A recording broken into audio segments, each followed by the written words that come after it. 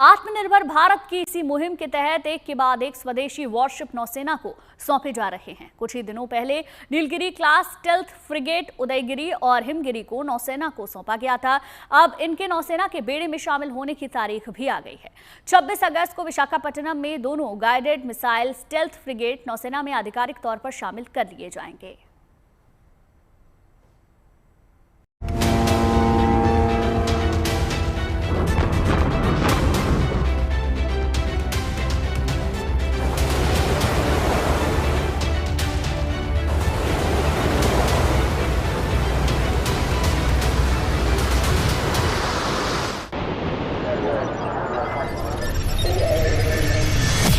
नौसेना की बढ़ती शक्ति का प्रतीक,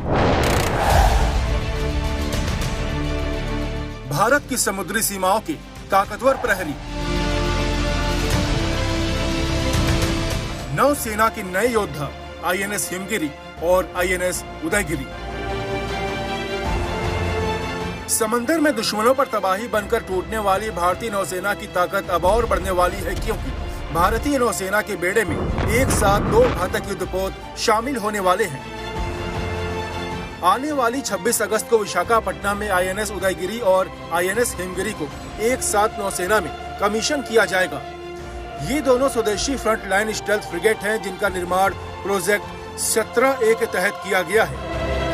भारतीय नौसेना ने 2047 तक पूरी तरह से आत्मनिर्भर होने का लक्ष्य रखा है और इसी कड़ी में लगातार भारतीय नौसेना अपने असेट्स को आत्मनिर्भर बनाती जा रही है और इसी कड़ी में 2 नए स्टेल्थ फ्रिगेट भारतीय नौसेना में शामिल हो रहे हैं, जिनका नाम है आईएनएस उदयगिरी और आईएनएस हिमगिरी।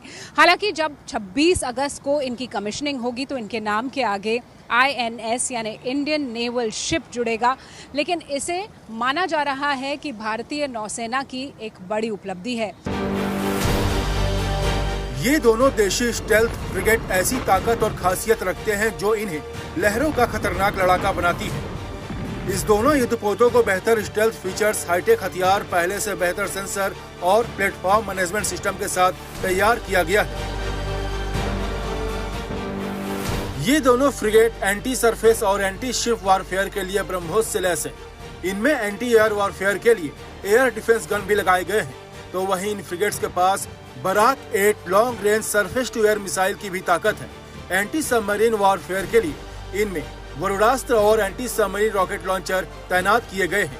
ये फ्रिगेट सोनार, कॉम्बैट मैनेजमेंट सिस्टम और मल्टी फंक्शन डिजिटल रडार से लैस है, जो लंबी दूरी से आने वाले अटैक को डिटेक्ट, ट्रैक और इंटरसेप्ट कर सकता है।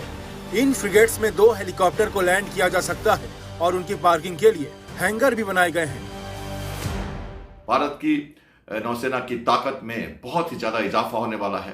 Surface to surface air missiles, surface to air missiles, surface to surface BrahMos हैं, इसमें बराक लगे हुए 32 से ज्यादा और 8 से ज्यादा ये हमारे ब्रह्मोस, टॉर्पिडोस, सबमरीन को मारने के लिए सोनार लगा हुआ है हमसा इसमें, जो भारतीय निर्मित है। सारे के सारे 80% करीब सारे इक्विपमेंट इसमें सब भारत के लगे हुए हैं।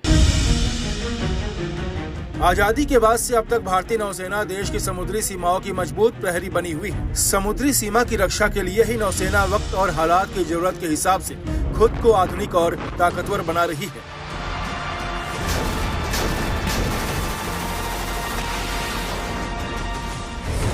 प्रोजेक्ट 17A नौसेना के इसी मकसद का हिस्सा है। जिस प्रोजेक्ट 17A के तहत आईएनएस हिमगिरी और उदयगिरी का मिशन होने वाले हैं, प्रोजेक्ट का इतिहास लगभग 2 दशक पुराना है। शक्ति के साथ भारतीय नौसेना का सामर्थ्य बढ़ाने के इरादे से भारत की डिफेंस एग्जीबिशन काउंसिल ने साल 2009 में जून महीने में इसका कॉन्सेप्ट अप्रूव किया था। ये project stealth guided missile frigate की एक सीरीज के निर्माण के लिए शुरू किया गया था। 2013 में इसके डिजाइन तैयार कर लिए गए। इसके बाद मझगांव डॉक शिप बिल्डर्स और garden reach ship builders and engineers company को 7 Nilgiri class guided missile frigates के निर्माण का जिम्मा सौंपा गया। इसके बाद भारतीय नौसेना ने 2019 में प्रोजेक्ट 17A यानी प्रोजेक्ट 17 अल्फा फ्रिगेट्स को लॉन्च कर दिया था। 17A के प्रोजेक्ट के सभी फ्रिगेट के नाम भारत की पर्वत श्रृंखलाओं पर रखे गए हैं। इनमें 4 फ्रिगेट मझगांव डॉक लिमिटेड को बनाने थे, जिसमें नीलगिरी, उदयगिरी, तारागिरी और महेंद्रगिरी शामिल हैं, जबकि 3 फ्रिगेट बनाने की जिम्मेदारी garden rich ship builders and engineers Kolkata को मिली थी, जिसमें हिमगिरी, दूनागिरी और विंध्यगिरी शामिल है।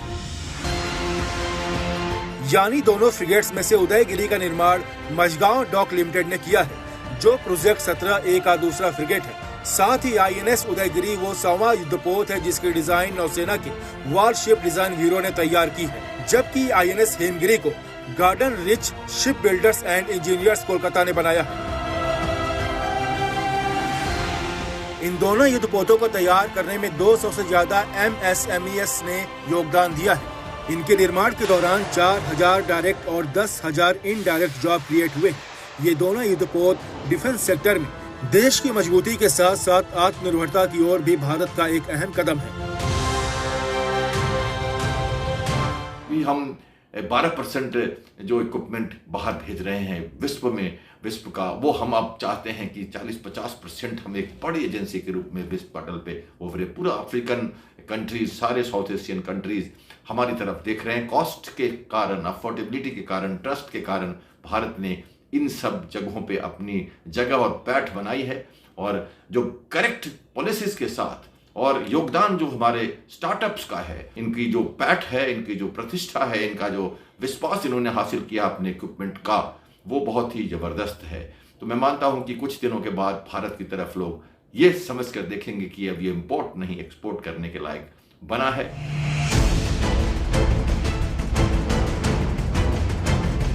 दो फ्रिगेट्स की एक साथ कमीशनिंग ये बताती है कि भारतीय नौसेना को मॉडर्नाइज करने का सिलसिला तूफानी रफ्तार से आगे बढ़ रहा है।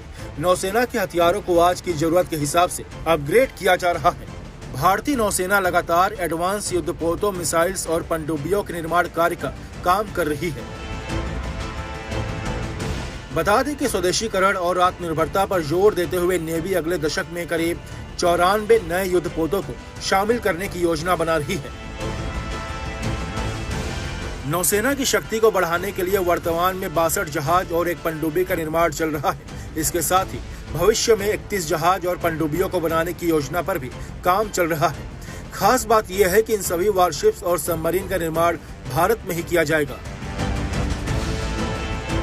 यानी लहरों पर पराक्रम की पटकथा लिखने वाली भारतीय नौसेना अपनी समुद्री सरहद की हिफाजत के लिए अपने हाथों ऐसी लक्ष्मण रेखा खींच रही है जिसे लांघना शत्रु के लिए नामुमकिन हो जाएगा।